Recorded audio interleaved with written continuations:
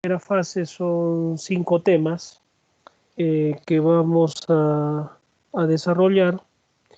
El primero que voy a realizar ahora, pues tiene que ver con la farmacología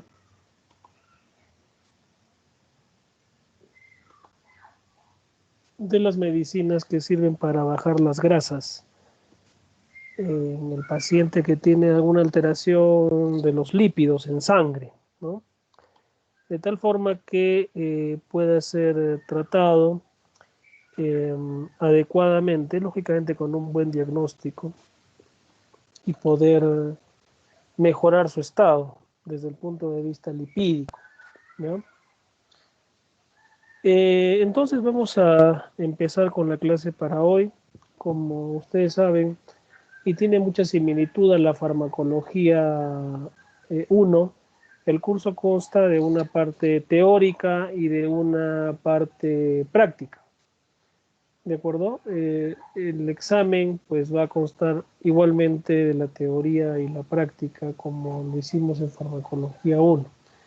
Lo que les quiero pedir es que la clase teórica o práctica que hagan pues la estudien inmediatamente y que presten atención, ¿no? Tanto en la teoría como en la parte práctica que desarrollen con sus docentes respectivos, ¿de acuerdo? Nuevamente, como conversamos en farmacología 1, pues estamos obligados a realizarlo en forma virtual, eh, estrategia válida que seguramente puede mejorarse y que ustedes tienen la posibilidad de ver repetidas veces la presentación, inclusive ampliar, ¿no?, el conocimiento con los libros de farmacología que ustedes tienen, ¿de acuerdo? Entonces, empecemos con los hipolipemiantes, que son los fármacos encargados del control del perfil lipídico en un paciente con una alteración de estos, ¿no? De hecho, que el paciente que presenta una alteración lipídica, pues no se va a manifestar inmediatamente. O sea, no es que el paciente tiene el colesterol, los triglicéridos, el LDL elevados y va a presentar alguna alteración. Es más, se ha vuelto un mito prácticamente el que un paciente diga tengo mareos y se dice seguro debo estar con los triglicéridos elevados, ¿no? Seguro ustedes lo han escuchado por allí, ¿ya? No hay una relación directa. Más bien, lo que se ha encontrado es que el colesterol es un factor de riesgo cardiovascular desde aquellos estudios que se hicieron en la corte de Framingham, ¿no?, que ya tiene muchos años. Entonces es innegable a la fecha que se convierte en un factor de riesgo cardiovascular que puede generar problemas de tipo cardiovascular cerebral para aumentar, incluso ampliar esa posibilidad, ¿no? Y que el control de los mismos pues es fundamental, sobre todo en pacientes, por ejemplo, jóvenes que tengan alguna patología hereditaria. Hay un cuadro que es la hipercolesterolemia familiar, que tiene una carga genética dominante, y podemos ver pacientes de 30 años con unas hipertrigliceridemas severas, ¿no?, por ejemplo. O pacientes mayores de 55, 60 años, donde pues la carga lipídica podría ser mayor, más aún en pacientes hipertensos o diabéticos, ¿de acuerdo? Y pacientes obesos, en tercer lugar, que pueden, producto de una mala alimentación o un aumento en la ingesta de carbohidratos y grasas, pues generar alteraciones en su perfil lipídico que conlleven a ser factores de riesgo cardiovasculares serios, ¿no? Sin embargo, se ha visto a través del tiempo, y por eso es que esta clase de fármacos hipolipemiantes, que en un inicio hablábamos mucho de las niacinas, hablamos de las resinas de intercambio, pues estas ya no las estamos utilizando, prácticamente no, más que en realidad sí las estatinas y los fibratos como base fundamental del manejo de los pacientes. Se vio que estos fármacos, excepto las estatinas, no tenían una relación directa sobre los eventos cardiovasculares, ¿no? Es así que las estatinas pues se han convertido, y nadie las ha superado, como la atorvastatina, en un puntal en el manejo de este factor de riesgo cardiovascular, ¿no? Estas últimas, las estatinas, han demostrado una reducción significativa de eventos cardiovasculares, ¿no? Y es el manejo primordial, tanto en la prevención primaria como secundaria, de los procesos de las enfermedades cardio-cerebrovasculares, para hablar desde el punto de vista más amplio, ¿no? Sin embargo, la tecnología, el avance, el descubrimiento de nuevos fármacos, tanto en la familia de estatinas como fibratos, tenemos mayor cantidad de ellos, y a pesar de que los pacientes podemos lograr LDL bajos, triglicéridos bajos, siguen ocurriendo los eventos cardiovasculares. Ustedes, inclusive en pandemia, hemos tenido pacientes con ACV, pacientes con infartos cerebrales, infartos cardíacos, ¿no? Entonces, hay muchos estudios al respecto, ¿no? ¿Qué es lo que está sucediendo? Y uno de ellos, pues, es esta diana terapéutica que es el PCSK9, que los invito a que lo investiguen como una diana terapéutica y que ya está dando algunos resultados de los primeros fármacos hipolipemiantes de uso intravenoso, ¿no? Los cuales no disponemos en la localidad por su costo, pero que aún están en fase de estudio de eventos adversos que pudieran presentarse, ¿no? De tal forma que, a pesar de todo el avance, pues los hipolipemiantes todavía tienen mucho camino por recorrer, y seguramente vamos a ser testigos de ustedes sobre todo de ello, ¿no? El término lo dice luego de esta breve introducción, ¿qué es un hipolipemiante, no? Son drogas que pues bajan la concentración de lípidos sanguíneos, por lo tanto pues van a tratar todas las alteraciones lipídicas dependiendo de cuál sea y qué fármaco usemos, evidentemente, ¿no? Como hemos hablado desde farmacología 1, la fisiología es fundamental. La fisiología es fundamental al momento de enfrentar una patología, y más aún para hablar de farmacología, ¿de acuerdo? Los lípidos, ustedes lo saben, son sustancias que no se disuelven en el agua, y el plasma es agua. Entonces, de alguna forma tienen que ser transportados, ¿no? En este líquido que es plasma, en la sangre. Y es el sistema de las lipoproteínas, ¿de acuerdo? Las proteínas de estas son las apoproteínas. Estas lipoproteínas pues tienen muchas de ellas, ¿ya? ¿Qué hacen estas lipoproteínas con sus apoproteínas? No hacen más que transportar colesterol y triglicéridos, ¿de acuerdo? Hasta allí creo que no hay duda, no hay ningún problema. Síganme por favor.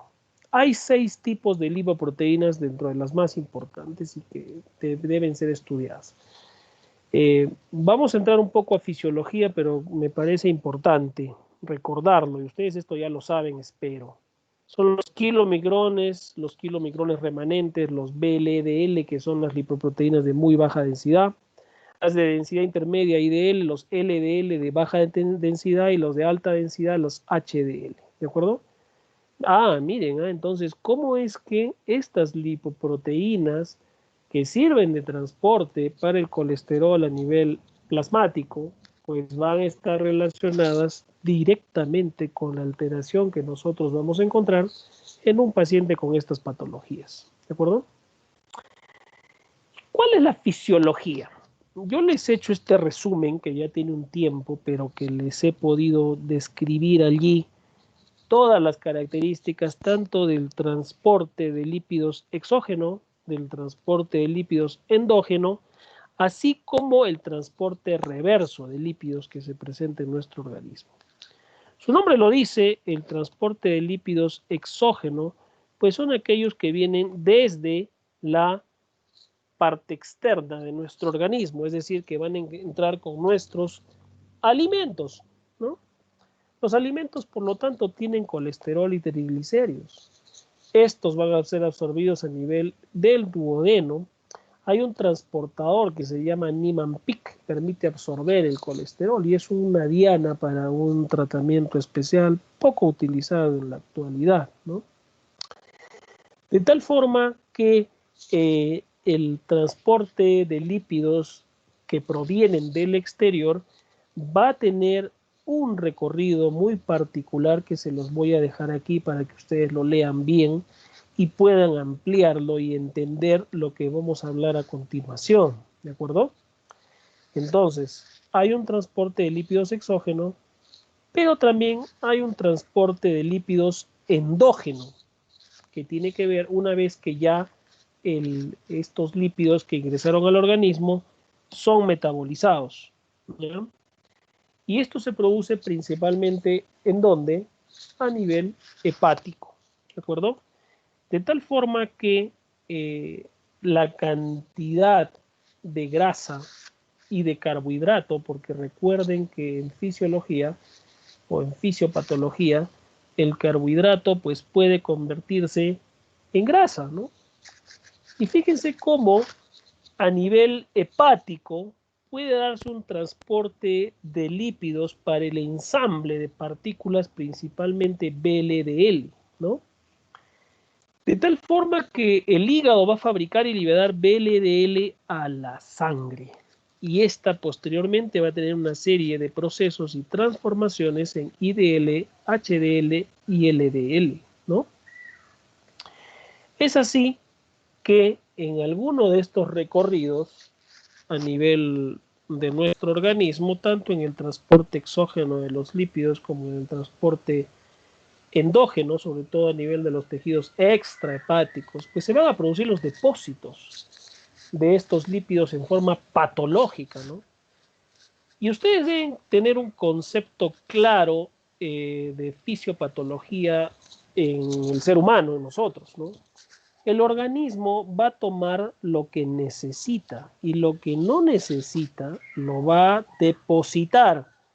Y generalmente para depositar energía como reserva lo deposita como grasa y la cual no suele ser siempre buena. Y esta sobre todo se puede depositar a nivel de las arterias. Imagínense, y puede generar problemas cardiovasculares a futuro o a nivel orgánico, como en el hígado graso que ustedes seguramente han podido escuchar, ¿no? A nivel del mismo corazón. Es así que les estoy dejando aquí este repaso de la fisiología, por favor, para que lo lean, porque tenemos además un transporte reverso que tiene que ver con la toma de las células ya metabolizadas y muertas que pues van a liberar colesterol también a la sangre. ¿Y quién recoge eso? El famoso colesterol bueno, ¿no? O el HDL. Recoge ese colesterol de desecho para poder ser metabolizado y llevado a nivel hepático. Si esto no sucediera, imagínense, no todo este colesterol de desecho se quedaría a nivel periférico y pues definitivamente habrían complicaciones serias, ¿no? Hay una imagen muy llamativa de las arterias coronarias de un paciente con hiperlipidemia y obesidad y diabetes, donde prácticamente las arterias coronarias están tapadas, llenas de grasa, ¿no? De tal forma que no es solo el uso de fármacos, ¿no?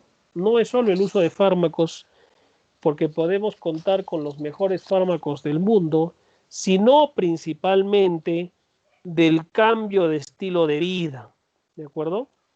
Nosotros, cuando ustedes vean un paciente con una alteración lipídica, pues van a hacer recomendaciones desde el punto de vista nutricional, dietético, de ejercicio físico y de control de las enfermedades concomitantes o de comorbilidades que puedan tener, como diabetes, hipertensión arterial y la obesidad, que es considerada una enfermedad en la actualidad, ¿no?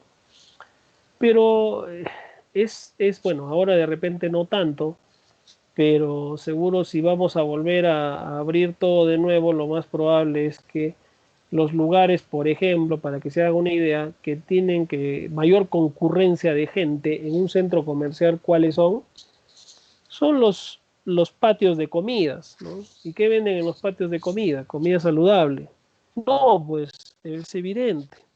Entonces, la alimentación desde todo punto de vista no ha mejorado en los últimos tiempos, al contrario, el desarrollo, la presencia de mayor posibilidad de acceder a comida chatarra, ¿no? Pues es mayor, y lo peor es que esto está dándose desde niños, ¿no? Nuestro país, somos un país pobre, definitivamente en todo sentido, y no hemos superado la desnutrición infantil y ahora ya tenemos la obesidad infantil, ¿no? Entonces, estamos luchando contra dos problemas ahora y no solo uno como de repente debió hacerse desde el inicio. Esperemos que pueda lograrse en algún momento ello. Pero eso mucho tiene que ver también con educación y cultura que se tenga en la población, ¿no? Hay cifras, pero yo lo pongo como cifras y podría estar entre comillas, porque el paciente pues no es una cifra, no es un ser humano. Sin embargo, hay muchos estudios respecto a los objetivos a alcanzarse, sobre todo en un paciente de tercera edad o que tenga comorbilidades como diabetes mellitus, hipertensión arterial, por ejemplo, ¿no? Que merezca tratamiento, o que tenga alguna alteración genética o alguna alteración hepática, o que incidentalmente se le encuentre valores altos de lípidos en sangre, ¿no? Lo ideal es tener menor de 200 del colesterol total, y eso ustedes lo van a ver en los informes de estudios de laboratorio. Tenemos valores normales de HDL, LDL y triglicéridos, pero cuidado, esto quiero hablarles de la hipertrigliceridemia, ¿no? Cuando es más de 400 el valor de estos, que suelen ser no más de 160 o no deberían ser más de 160. Ten en cuenta que en nuestra ciudad, en nuestro país, pues tenemos una ingesta rica en carbohidratos y grasas, ¿no? Por la misma comida que tenemos. Eh, pero cuidado, puede generarse un proceso de pancreatitis aguda por hipertrigliceridemia. Y eso siempre llévenlo en su cabeza, ¿sí? Paciente con pancreatitis aguda, no necesariamente, aunque es lo más común, el paciente presenta cálculos en la vesícula o ha ingerido alcohol horas antes de presentar el proceso. Siempre piensen en esta posibilidad de la hipertrigliceridemia severa, ¿ya? Entonces, ¿cuál es la enfermedad que combaten estos fármacos? Simplemente las dislipidemias, ¿no? El término dis implica una alteración, una patología, ¿no? Se puede elevar el colesterol, los triglicéridos o ambos, puede ser primario o secundario. Primario, lo que hablábamos de alteraciones genéticas, y secundarios donde hay otra enfermedad, por ejemplo, problemas renales, diabetes, hipertensión arterial, que pueden llevar a alguna alteración en los lípidos en sangre, ¿no? Y tenemos los dos principales, porque el curso es de farmacología, los dos principales fármacos que vamos a revisar y que son nuestras principales armas al momento de tratar un paciente con alteraciones de los lípidos, ¿ya? Que son las estatinas y los fibratos. Vamos a ver en primer lugar de las estatinas. Las estatinas tienen un mecanismo de acción interesante, que es inhibir esta enzima, que es la hidroximetilglutarilcoenzima A reductasa, ¿ya? El término estatina viene de la palabra esta terminal, ¿no? Porque de las más comunes, la primera, la lovastatina, fluva, prava, simba, torva, rosu, pero dentro de las más usadas, la atorvastatina, ¿de acuerdo? Es el nombre de uso más común, todas terminan en la palabra estatina, y de allí pues el nombre con las que la conocemos hasta la actualidad, ¿ya? ¿Cuáles son sus acciones farmacológicas de las estatinas? Principalmente sobre los LDL, reduce la concentración del LDL, baja el colesterol en un 25 a 45%, ¿no? Es decir, tiene una acción poderosa de reducción de LDL, y eso es fundamental porque el LDL, llamado el colesterol malo, mal llamado colesterol malo, incluso a veces lo ponen al LDL como con sus cuernitos de diablo, ¿no? Y al HDL como un angelito. En realidad, ninguno de los dos es malo o bueno, sino que cada uno cumple su función. Evidentemente que el LDL, al transportar lípidos hacia la periferia, se le considera malo porque cuando esté en exceso, pues puede generar depósitos anómalos a nivel orgánico y vascular y generar enfermedades. Y el HDL, su función es lo contrario, llevar desde la periferia hacia el hígado para ser metabolizados y destruidos, por decirlo de alguna manera, y estas grasas no es que no sean perjudiciales al organismo, y de allí que se le dice bueno, pero en realidad están cumpliendo ambas una función, que si es esta función está dentro de lo normal y está controlada y en sus límites aceptables, no tienen por qué producir patología, ¿de acuerdo? Las estatinas pueden también reducir triglicéridos, sin embargo, esa no es su función principal, ¿ya? Lo bajan aproximadamente en un 20%, pero también pueden elevar el famoso colesterol bueno, el HDL, en un 10% aproximadamente, ¿ya? Ya les había comentado su mecanismo de acción de inhibir esta enzima, la hidroximetilglutaril coenzima reductasa, que no hace más que ser un paso intermediario en la formación del lanosterol y finalmente del colesterol, todo a partir de la acetilcoenzima A, ¿no? Entonces, es necesario que ustedes conozcan de que estos fármacos, estatinas, al ser administrados a un paciente en forma correcta, vamos a disminuir la producción de colesterol en su organismo. ¿De acuerdo? Como todo fármaco, tiene que adecuarse al organismo desde el comienzo. Cuando uno le administra estatina a un paciente al inicio, esta puede volverse un tanto rebelde a este fármaco al comienzo y más bien elevarse el colesterol. Pero a partir de la segunda, tercera semana, pues y ya esta enzima hidroximetilglutaril es controlada, inhibida en mayor porcentaje, empieza a disminuir el colesterol total, ¿sí? Tanto así que la acción hipolipemiante de las estatinas pues va a durar mientras el paciente tome la medicación. Si un paciente tiene una alteración lipídica, por ejemplo, un diabético obeso, tiene que tomar la medicación probablemente en forma permanente y siempre, ¿ya? Pero no solamente es la acción de bajar las grasas, ¿no? Eso es una acción directa, clara, creo que no tienen problema en entender eso. Pero esta acción que les voy a comentar es fundamental y que le ha dado una atribución de fármaco o superfármaco a las estatinas, ¿no? Que son las acciones de tipo pleiotrópico. Concepto interesante, entender y amplio, ¿no?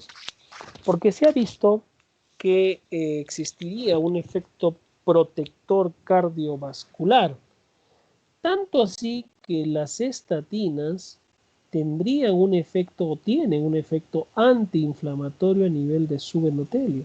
¿Cómo así? No solamente bajan el colesterol, sino que también reducen la formación de placas ateroscleróticas y estabilizan la placa de ateroma, ¿no? De tal forma que contribuyen también a las menores tasas de complicaciones, como por ejemplo la presentación de un infarto agudo de miocardio o de un accidente cerebrovascular en un paciente. ¿De acuerdo? Acciones pleiotrópicas. No se olviden que esa suele ser pregunta de examen. Se administra por vía oral, ya les conversé de que se están elaborando y ya están en uso algunos fármacos para administración intravenosa, pero no los tenemos aún. Estas estatinas son eficaces vía oral, tienen un metabolismo hepático, la mayoría se dan una sola vez al día, además de los efectos adversos que puedan tener. Y por la noche, ¿por qué? ¿Por qué por la noche?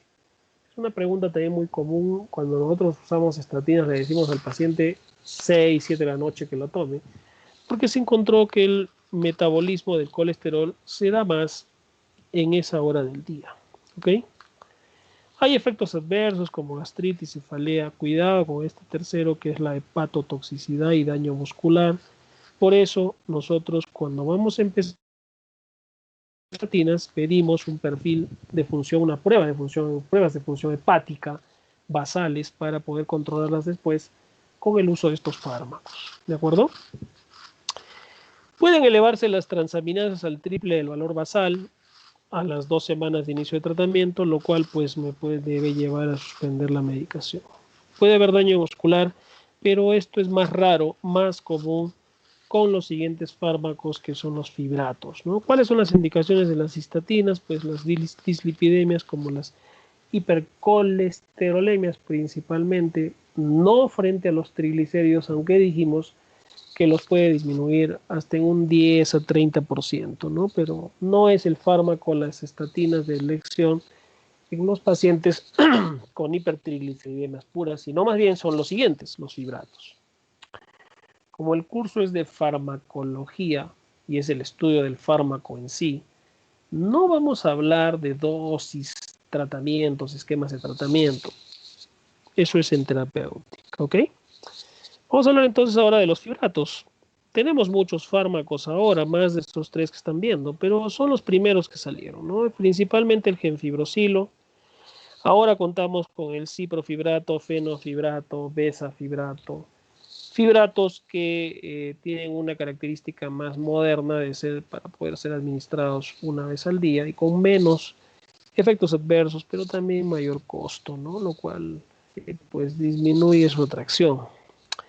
Tiene una acción sobre los lípidos importante. Recuerden el porcentaje de las estatinas sobre los triglicéridos. En cambio, estos fibratos reducen hasta el 50% de los triglicéridos.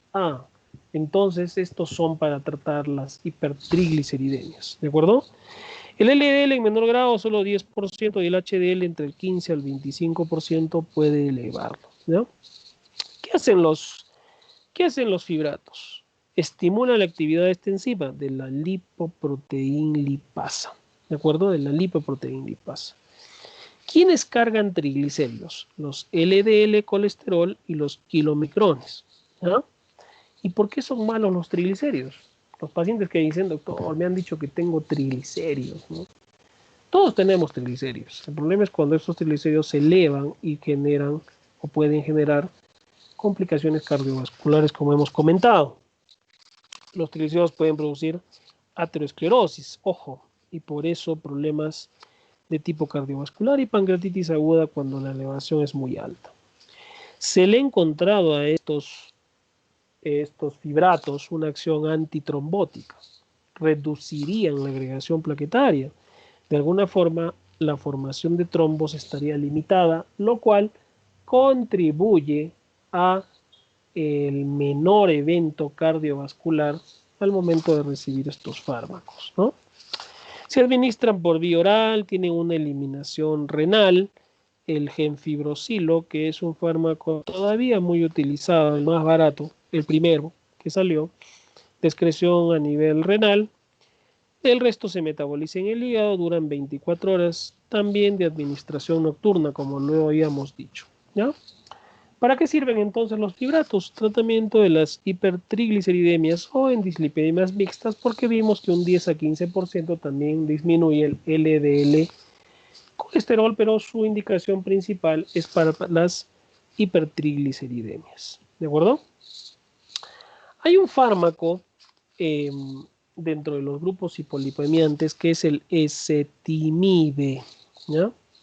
El ezetimibe tiene origen sintético y si ustedes recuerdan, les comenté al inicio de la clase en la fisiología que existe un factor de Niemann-Pick que permite la absorción intestinal del colesterol a nivel del duodeno. El ezetimibe, ¿qué hace? Inhibe ese factor. Por lo tanto, no se absorbe el colesterol, baja el LDL y en menor grado los triglicéridos. Generalmente este fármaco no va solo. Se le asocia en muchos productos a las estatinas, sobre todo la atorvastatina, ¿no? ¿Para qué? Para potenciar su efecto hipolipemiante. Este ezetimibe se administra por vía oral una vez al día. No hay mayor riesgo de combinación con las estatinas. Vienen en 10 miligramos y se le puede asociar a cualquier estatina, principalmente a la atorvastatina, para administración nocturna.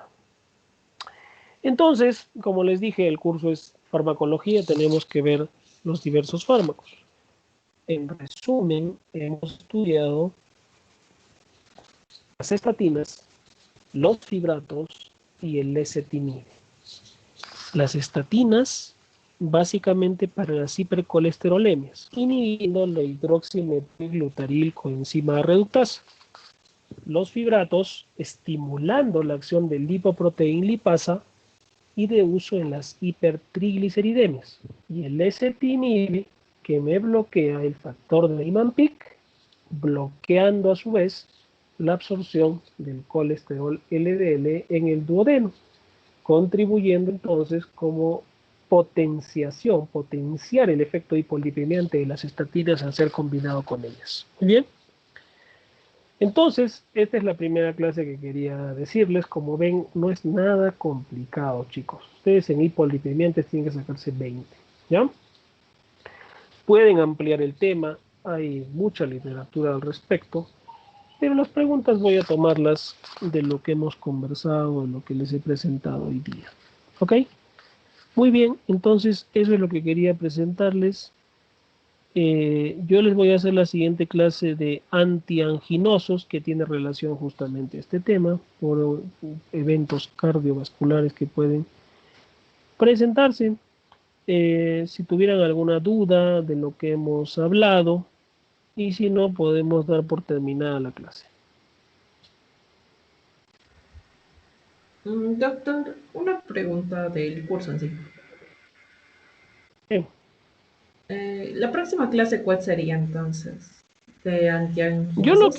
Yo conmigo, pero quisiera que lo coordinen también con el otro Barrio Nuevo, porque podemos hacer, como estamos en esta situación todavía, un poco atípica, para que puedan coordinar su delegado, va a coordinar con el otro Barrio Nuevo también y poder avisarles a ustedes en qué momento hacer la otra clase. Conmigo, la siguiente clase es antianginosos, pero podrían hacer antes la clase con el doctor Barrio Nuevo, que le pueda corresponder. ¿Ok? La doctora Marilena Guillén también va a hacer una clase de farmacología de la gota, que es la última, ¿no? Que también su delegado va a coordinar con ella. ¿Ya? Yo ya le he pasado la programación también a su delegado, seguro ustedes la deben tener en el sílabo. Pero hay que coordinarlo para poder hacer la clase y que todos estén presentes y no se desaproveche. ¿Ya? Pero estudien, por favor. Tienen la clase ahora, estudienla. ¿Ya? Vean el video de nuevo. Porque creo que sí está siendo grabada.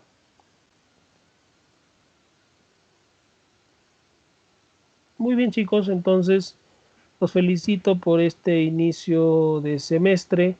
Les deseo lo mejor, que todos aprueben, pero que sobre todo aprendan, ¿ya? De verdad que a mí no me importa mucho que aprueben o se saquen 20, sino que aprendan. Eso es más importante. Gracias, Listo, doctor. con eso Gracias, hemos doctor. terminado. Cuídense mucho, que les vaya bien. Nos vemos en la siguiente clase. Gracias, doctor.